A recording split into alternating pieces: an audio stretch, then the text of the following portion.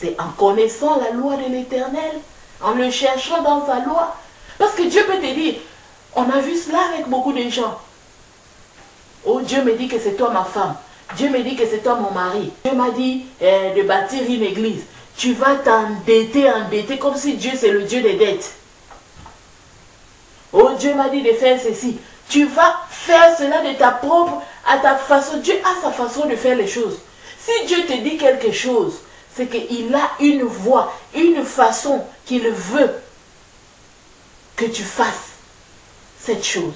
Il ne veut pas que tu fasses selon ta volonté, selon ta compréhension, selon ta mentalité. Il a sa façon. Et cette façon est déjà détaillée, clarifiée. C'est dans sa loi. David reconnaît que, qu'est-ce que David avait fait? Il est allé fouiller dans la loi de l'Éternel et il a découvert que seuls les Lévites ont le droit de transporter l'arche de l'Éternel. Uza n'était pas lévite. Sûrement que, non, Uza n'était pas lévite. Et Dieu, qui aime que sa loi soit respectée, a fait ressortir ce point. Parce que ça, c'était un frein dans sa loi. Il a dit, toi tu viens mettre B. Il va te frapper. Il va te frapper. Regardez comment beaucoup de mariages sont frappés. Dieu a dit A et B. Vous mettez A et D et H, A et Z. Ce n'est pas la volonté de Dieu. Il veut A et B. Sachons respecter Dieu. Il ne frappe plus avec la mort. Mais on dit que celui qui bâtit, c'est par le fondement. Quand ça sera testé, il n'y aura plus rien, rien ne sera resté. Combien de mariages sont brisés parce que les gens n'ont pas respecté Dieu? Et les enfants sont retrouvés à traîner comme ça parce qu'on n'a pas respecté Dieu. On n'a pas respecté la loi de Dieu. On n'a pas fait suivant Dieu. Combien de ministères sont allés détruits? Combien de gens se sont retrouvés maintenant dans les camps du diable parce qu'ils n'ont pas fait ce qu'ils ont reçu suivant la loi de Dieu, suivant ce que Dieu voulait? Combien?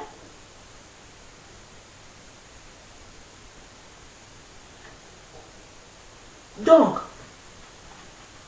Dieu a sa façon de faire. Et si tu veux respecter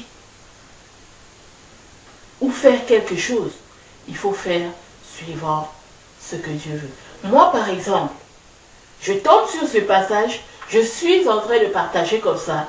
Après avoir fini cette vidéo, je vais m'asseoir et méditer, demander au Seigneur de me montrer, parce que ça me concerne aussi. Je vais m'asseoir et demander au Seigneur de me montrer dans ma vie où est-ce que je suis en train de faire quelque chose suivant mes sentiments peut-être et non suivant sa loi, parce que ça me concerne aussi et ça te concerne toi qui m'écoutes. Si tu tombes sur ça, il y a des millions de gens dans le monde, mais toi seul est tombé sur cette vidéo, c'est parce que quelque part, même un petit truc de ta vie seulement est concerné par ce message. Je vais m'asseoir, entrer en prière. S'il faut gêner, je vais gêner et demander au Seigneur de me montrer là où moi je suis en train de déraper comme Uza. Uza a fait quelque chose qu'il ne devait pas faire. Il y avait des gens spécifiques que Dieu avait décidé placer. Déjà depuis Moïse, lorsqu'il a donné sa loi, il avait déjà prédit tout cela. Et Uza, dans un sens de bonne volonté, en voulant aider, a fait quelque chose qui lui a coûté la vie. Ce n'était pas une mort héroïque. Peut-être David aurait pu prendre la photo de Uza ou bien faire une célébration pour dire que oh, notre frère Uza, il n'est pas mort héroïquement, ce n'est pas une mort héroïque. La colère de Dieu ne te fait pas de toi héros. Donc, là où nous sommes là, nous devons chacun rechercher dans son cœur où est-ce que j'ai agi. à l'encontre de la loi de Dieu. Et si nous sommes des Usa, nous nous repentons avant que nous ne soyons frappés. Et si nous sommes David, nous nous repentons aussi, nous allons vers Dieu, lui demander de nous montrer qui est-ce que nous avons pris pour mettre à la place des gens que lui il a destinés. Quelle est cette chose que nous sommes allés faire à la place de ce que lui nous a demandé de faire?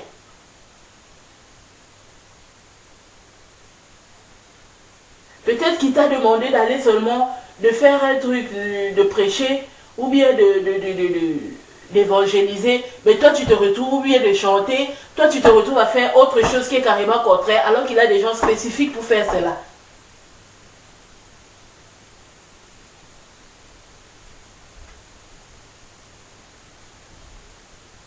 Si nous sommes David, et que nous savons, souvent les David c'est un leader.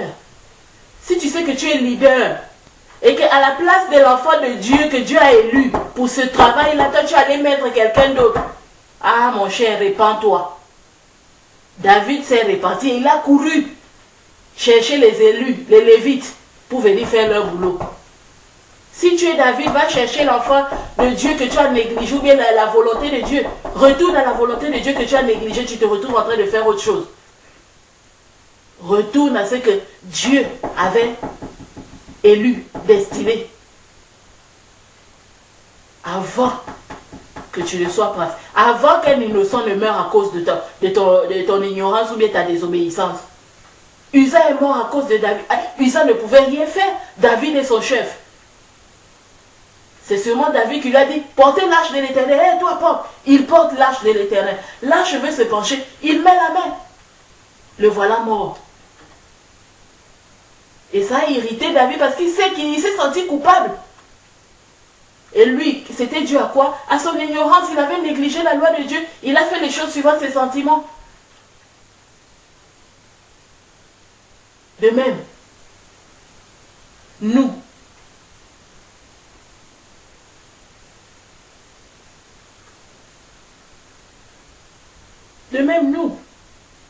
quelle est cette chose-là que Dieu nous avait peut-être demandé de faire depuis des années, jusqu'aujourd'hui? Soit nous n'arrivons pas à faire, ou nous négligeons, ou nous ne voulons pas faire, et nous sommes calés en train de faire quelque chose d'autre. Que Dieu a destiné même à quelqu'un d'autre de faire. Toi, tu es maintenant en train de détruire le destin de quelqu'un d'autre, ou de détruire le mariage de quelqu'un d'autre, à venir t'asseoir. Cette personne, tu as laissé ton mariage, tu vas t'asseoir, parce que ça n'allait pas, le pire est arrivé, au lieu de te battre, non, tu laisses le pire pour aller. Cette personne que tu vas vers a aussi son destin avec Dieu. Tu veux tout détruire ou quoi? Tu seras frappé. Tu seras frappé. Et si nous sommes des Lévites,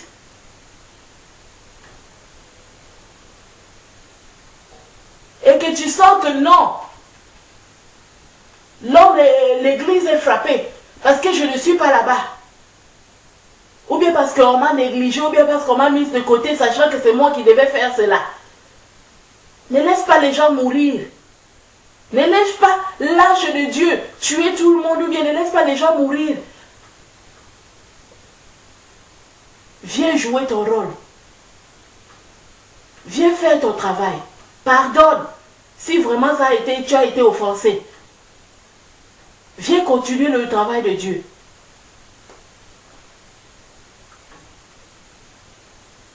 Viens continuer dans le travail de Dieu.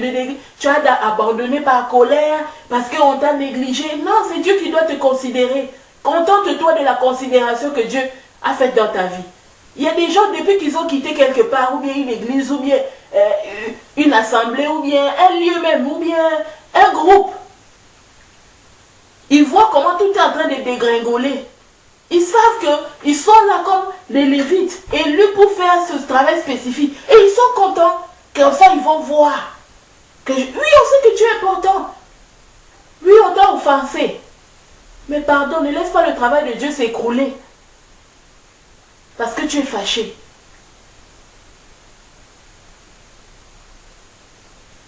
On dit que celui qui veut être au-dessus de tout, plus grand que tous, doit servir. Humilie-toi en toi-même. Viens aider le peuple de Dieu. Viens jouer ton rôle.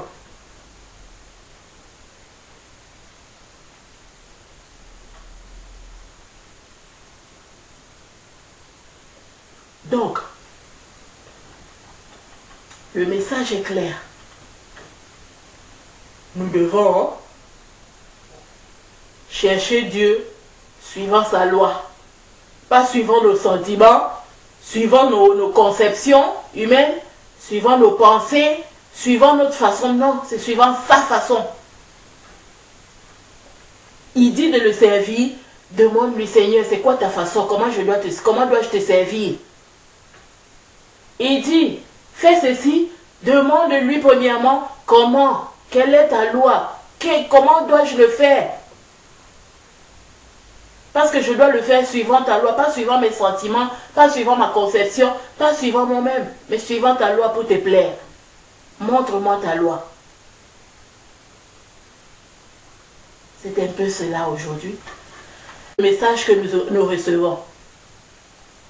Nous devons chercher Dieu suivant sa loi et nous devons respecter sa hiérarchie. S'il a dit que c'est A et B, même si ça ne vous plaît pas, faites un effort de mettre A et B. Parce que des innocents comme Uza vont mourir pour rien. Que pouvait faire Uza? C'est vraiment triste le cas de Uza.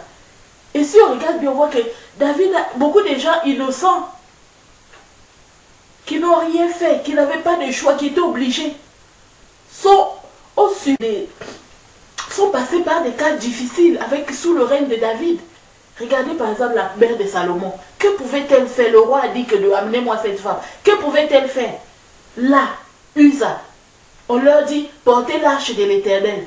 Que pouvait-il faire si c'est tombé sur lui de porter? Et voilà l'arche qui est en train de penser. Il s'est dit que oh, c'est un serviteur de Dieu.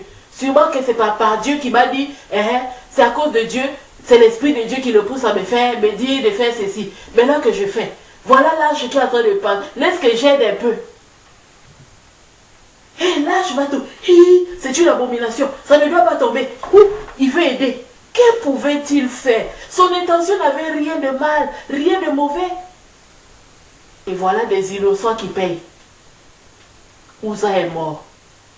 Les Lévites ont été mis à l'écart. Il a fallu qu'on aille les chercher. Les Lévites ont été négligés. Donc, respectons la loi de Dieu. Trouvons-le par sa loi et servons-le suivant sa volonté. Je bénis tout le monde qui me suit. Et je vais clôturer en priant. Seigneur, merci pour cette parole, Papa. Nous te remercions abondamment pour ce message. Et nous prions que cette parole aille agir dans le cœur de chaque personne qui est concernée par ce message. Que nous soyons Uza, que nous soyons David, que nous soyons les Lévites, Seigneur. Permets que chacun puisse revenir en soi-même et faire un examen de conscience et être restauré. Nous te demandons pardon chaque fois que nous avons enfreint ta loi. Béni sois-tu, Père. Je te rends grâce et je te rends gloire. Que toute la gloire te revienne. Des siècles et des siècles. Amen.